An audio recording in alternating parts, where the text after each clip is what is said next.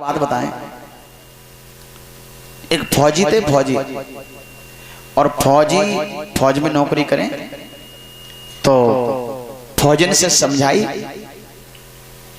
ऐसा है मैं तो जा रहा हूं और मेरी अकेली माँ है, इनकी मन लगा के आप सेवा करना, क्योंकि सास से बढ़ के कोई देवी नहीं है। मेरी माँ है, आप मैं तो नहीं सेवा कर सकता यहाँ पर, लेकिन आप इस माँ की सेवा करना और मैं जा रहा हूं, मैं भारत माँ की सेवा करूंगा।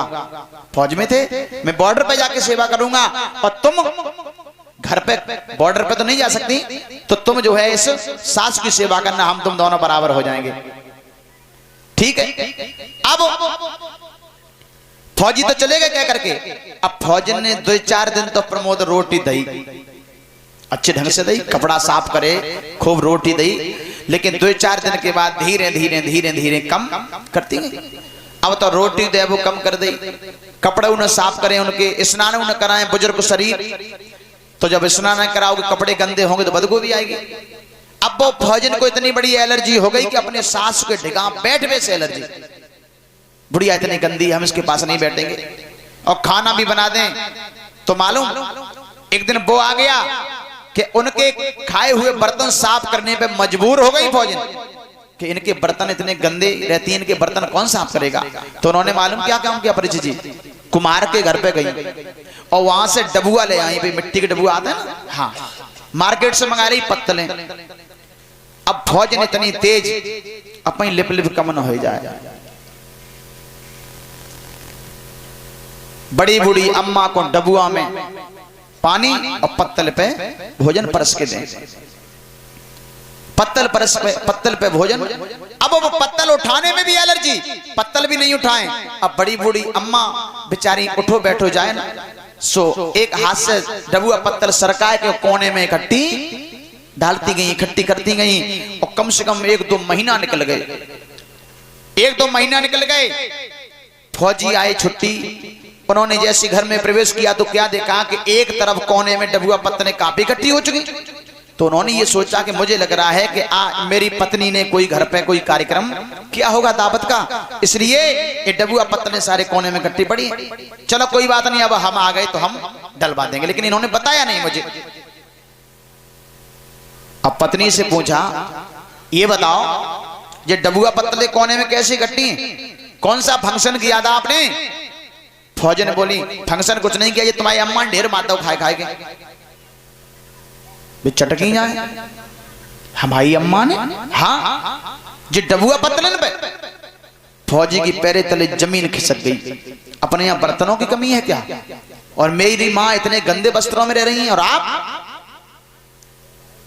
मैंने तुमसे क्या कहा था। फौजी ने बोली, कई सौ बाद में कहते रही हो, पहले जब पत्तल ने उठाओ यहां से और बाहर डाल के आओ, इतनी बदबू आ रही है। फौजी का दिमाग खिसक गया।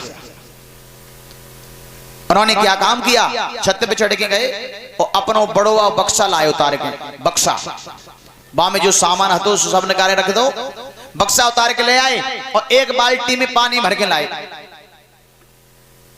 आराम से बैठ गए पत्तलों के पास और धोए धोए के डबुआ और पत्तलें भाई बक्सा में रखनी प्रारंभ कर दी। फौजी ने डबुआ पत्तलें धो जाए और उसमें रखे बक्सा में। फौजी ने बोली, हमें लग रही कि फौज में रह के तुम्हारा दिमाग बिल्कुल खराब होगा, तुम्हारा दिमाग खराब हो गया। अब बता जी कितने गंदे संदे डबुआ और पत्तल तुम जाओ में अच्छे बक्सा में रख रहे। फौजी बोले, तुम्हें न मालूम हम काहे रख रहे बक्सा में, हम इसलिए रख रहे हैं कि अबे तो अपने गांव को कुम्हार जिंदा है तो वो डबुआ बनाए रहो, अबे तो जिंदा है तो वो बनाए रहो, और बाई चांस वो कुम्हार मरे गो तो डबुआ बन वो बंद। और तुम्हें जितना मालूम ही है फौजी ने कि लड़का तुम आओ है तो बहू तो तुम्हारी आएगी, जब तुम्हारी बहू आएगी तो वो बेचारी कहां डबुआ ढूंढ फिरेगी तुम्हारे, वो बेचारी कहां डबुआ ढूंढेगी। तासे हम ये धोए के रख दें, तुम्हारी बहू आएगी तो जो है तुम्हें तुम्हारे इतना इस्तेमाल में फिर जे आ जाएंगे आराम से। फौजी ने कही, मेरी बहू हमें क्यों खिलाई डबुआ में, मेरी बहू जब तुम खिला सकती है अपनी सास को, तो तुम्हारी का कुछ अलग से बन के आएगी का, बहू तो तुम्हारी आएगी, जैसे तुम बहू हो तो ऐसी तुम्हारी भी बहू आएगी तुम्हारी तरह। तो जब तुम सास बनोगी तो तुम्हारी भी बहू तुम्हें ऐसे डबुआ पत्तलों में खिलाएगी। इसलिए जो हमें बर्बाद मत करने दो। पैसा तो गवो ही है। अबे एकदम उनकी खोपड़ी खिसक गई कि वास्तव में कह तो सही रहे कि जब हम अपनी सास को डबुआ पत्तलों में खिला सकते हैं तो हमारी बहू आएगी तो हमें भी खिलाएगी। एकदम पैर पकड़ लिए सास के, बोली मैया हमसे बहुत बड़ी गलती हो गई, आज के बाद कभी ऐसी गलती नहीं होगी। मैंने नहीं जान पाया कि वास्तविक आप इतनी बड़ी देवी हो, आपने इतना बड़ा जो है पुत्र पैदा किया जो मेरे पेट का पालन कर रहा है, मेरा सुहाग बना है, मैंने बहुत बड़ी गलती कर दी है। तो कहने का मतलब यह है कि सास जैसी देवी कोई हो नहीं सकती है, लेकिन फिर भी जो बहुएं हैं ना इतनों सताती हैं कि पहुंचो मत। वे सोच रही हम का सास बने, हमें का परी है।